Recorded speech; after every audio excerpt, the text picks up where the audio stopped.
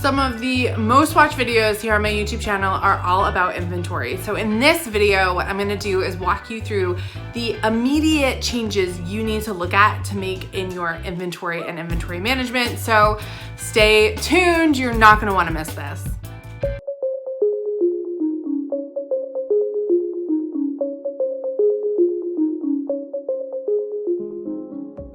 Hello, if we haven't met yet. Hi, I'm Emily Benson. Whether you're just starting out or you're very far in your journey, I guarantee I can help you. It might not be this video, but it might be another one.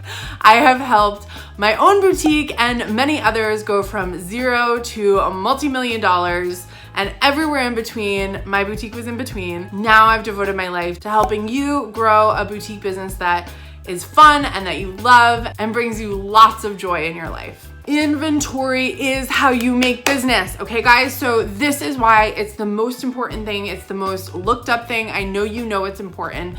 The first change I really need you to start becoming aware of is, are you selling out of things a lot? Selling out can be just as bad as not selling. And you guys that aren't selling a lot, I know you're like, stop it, Emily, like that's actually not true. I get it, okay? But honestly, if you're selling out and if you're doing it quickly, you're missing out on so much potential revenue. It's really silly to me that people brag about selling out because you just missed making more money. I don't want that to happen to you. So if you are in a position where you're selling out a lot, I need you to start figuring out how to avoid that. But how do you do that? What you need to know is that sell-through or selling out is a function of two things. It's a function of how many units you bought and how you priced it.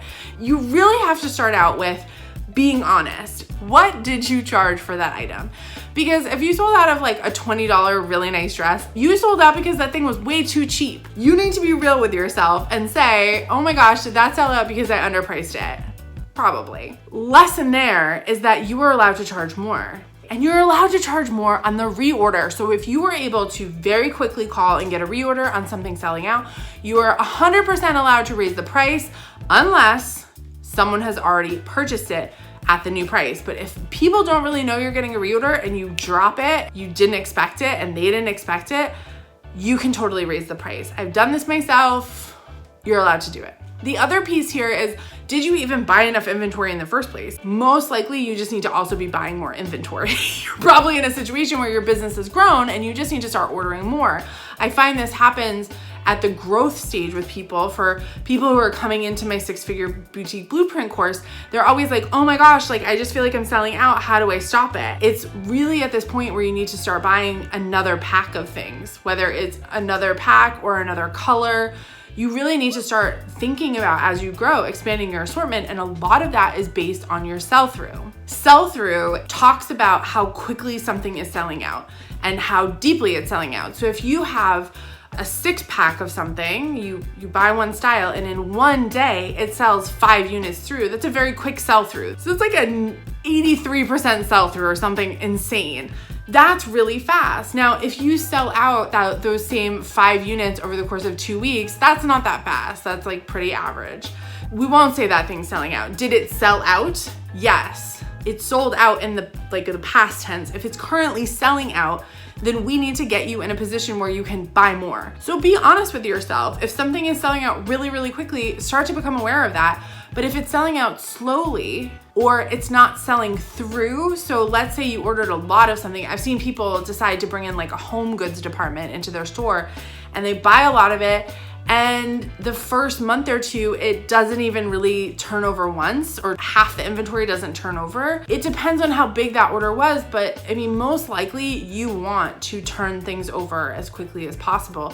So you have to be able to be honest with yourself and say, you know, those things have been sitting here for a while, or we really only sold the smalls and that's because it was way oversized. You can only know about the inventory that you need to buy based on keeping track of how you're selling it. One of the big mantras I say for everyone that comes into this space with me is maximize what works and minimize what doesn't. If you can see what's selling fast, what's selling slow, and really keep an eye on that, not just look at your total, oh my gosh, I have so much inventory. Well, what is working?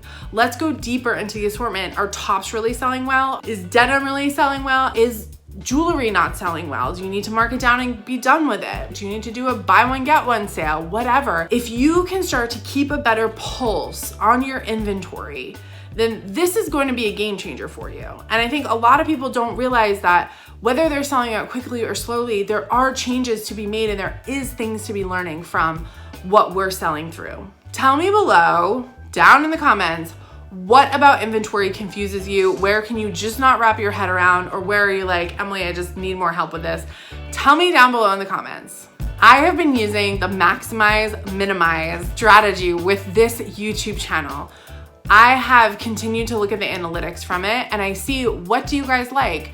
On what videos do we get the most subscribers? How many views do we get on certain videos? And I take that information and I either do more of it or I do less of it. I maximize, I minimize. Speaking of, if you really do like this video and it's helpful, please like this video, subscribe to my channel, and like I said, leave a comment below. But really, liking and subscribing truly shows me that you want more of this content. You want things that are about inventory. There was 1 month where I did a video and it was all about mindset. And you guys didn't like it. No one watched it. We have like very few subscribers, very few likes from that. So guess who's not doing more mindset videos? We learned and we made the change. I killed off mindset videos as a topic on this channel. Maybe I'll start a whole nother channel just for mindset for y'all that want it, because this channel, you guys don't seem to like it, and that's okay. I'm not offended by it.